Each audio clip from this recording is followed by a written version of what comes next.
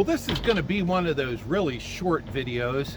I don't think YouTube likes them because they can't monetize them. But I say it's Thanksgiving weekend. I'm thankful for you, and we're doing one that they're not going to mess with. So thank you. No commercials on this one. We've talked about how to remove the paint. Now, my background is needle scaling, and I explained the reasons for that, and a lot of you had comments. So I looked into it a little bit more. I called a company that does soda blasting. That's in their name, but they don't do it so much anymore. And here's one of the reasons. The soda blasting has such a high pH factor that you have to be very careful treating the metal after you blast it, or the paint won't stick. He said in about a month it'll delaminate, all the paint will come off. He does a lot of sandblasting. He also uses garnet, and recommends on something like this, garnet. It blasts well, it's as hard as the metal and the rust. He said sometimes he does needle scale before he blasts, and that's in cases where it's real heavy, like a truck frame or something like that. I asked him about the water blasting. Have you ever seen those commercials where it's Green Machine or something like that? It's a trailer mounted. He said he doesn't do that anymore. He said it's such a mess, and that water carries the abrasive everywhere the water goes. Where he uses that is indoors, like on concrete. But he said if you don't paint in 20 minutes after doing the water blast, it starts rusting. Well, on a locomotive, you'd have to blast a section, paint a section, wait for it to dry, blast, paint. Water blasting is out, and he made it sound like soda blasting is out. Now, what I do have with us today is this heavy abrasive wheel, which is called a surface strip, Fabri-Tac surface strip. And this came from one of our subscribers. Hi, I enjoy watching your videos. Been watching since day one. I noticed you started restoring the 2021. He had these supplies that were left from when he redid his Conrail caboose, the 21288 Conrail N6 caboose. He used these. He said he would love to see me use them. If he weren't so far away, he would come and help me. So we're going to try one of these and see what it does. I've seen these. I don't think I've ever used them, but hold on to your hat, put on your safety glasses. Well, before we see if Mike's paint eater works, I wanted to explain that today in the U.S. is the day that we overeat on turkey and stuff and watch football. But it's way more than that. It's a day you reflect on what you are most thankful for. And for me, it's a long list. I'm so blessed. And certainly on that list is you guys. Thank you for your friendship and support. I'm thankful for a successful year on the ETR. We met our objectives, had no injuries, and added a locomotive. And I think this upcoming year is the year to add business success. But the big news is we have added a website and a blog. And now it's a work in progress, but go check it out, eastterminalrailway.com. All spelled out, all together, eastterminalrailway.com. I'm going to wear these really cool sunglasses.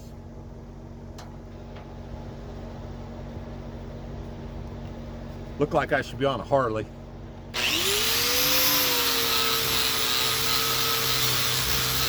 Well, I don't know.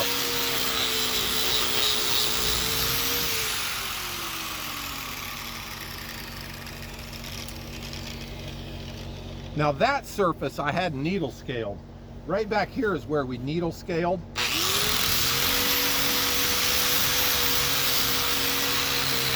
Yeah, I don't know. I'm afraid you're still going to have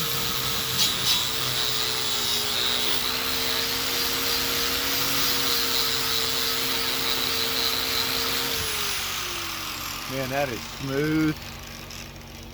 How is it timing wise? Think it's too slow?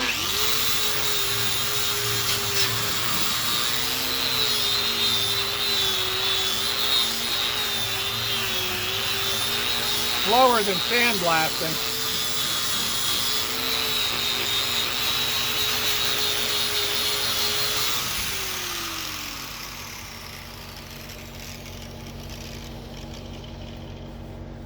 Well, did I say his name? Tom Kowalski. Tom, I'm not sure. I'm afraid you still get the pattern, the swirl pattern. Maybe you go lighter.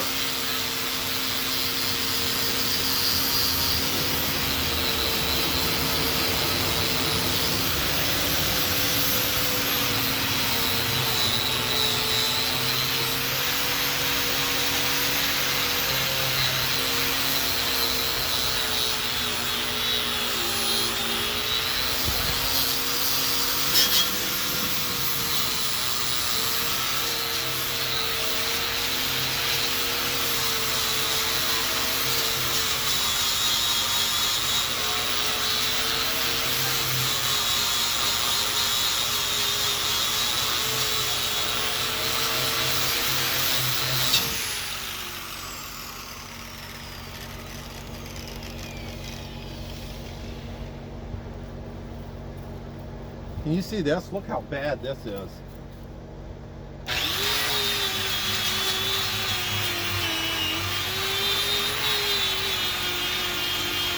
That's thick, thick paint.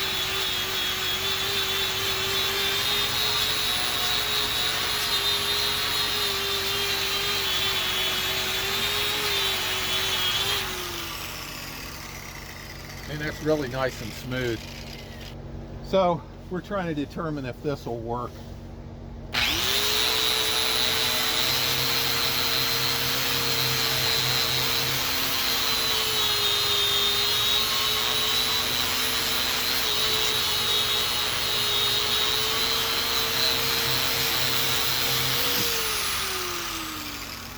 Man, I think that worked pretty good. Let's see what it did to the wheel.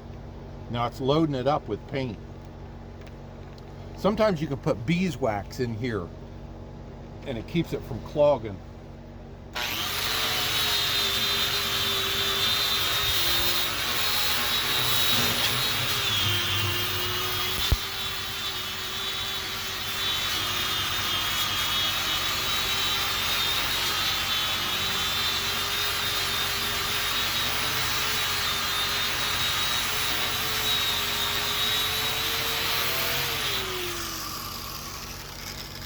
Well, the other thing I wanted to do is show you this sander, which we talked about as a follow-up to grinding and or blasting. You wouldn't probably, whoa, bugger was turned on. That shouldn't happen.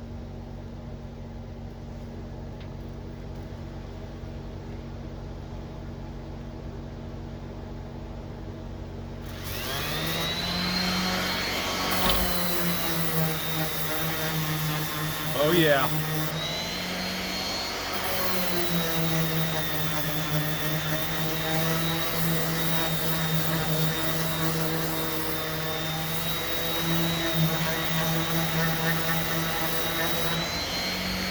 Man, that is smooth.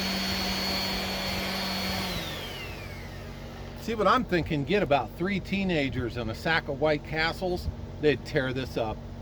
They'd get 3 grinders, enough of those wheels, and some food. They would go at this like killing snakes. It'd be done in no time. Probably do one end, one hood, then the cab, then the other end. Do it in segments. But this is ready to prime. This could be beautiful orange. What do you think? Leave it in the comments. I went from not sure to unimpressed, and now I think I'm impressed. Tom, you found something. I think this is a viable solution. Inexpensive. All you need is electricity and a couple kids that need some direction and some work ethic. So put your thoughts down below. Haven't pulled the trigger on any decision yet. Still interested in what you guys think. And as always, I do appreciate you. Thank you so much.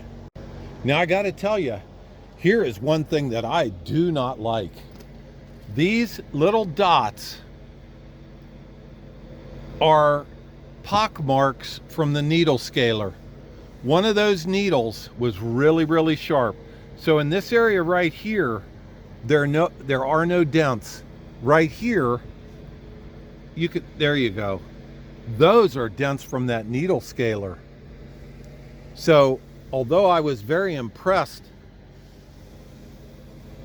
I now think, man, with those pock marks in there, that's just one more place for rust to start. This was with Tom Kowalski's paint eating pad. This was needle scaled. This is with nothing. This was needle scaled and then just black paint to try and protect it. Okay, thoughts down below. I don't know that we're going to needle scale anymore. I do not like that damage. Okay, leave your thoughts. Thank you guys.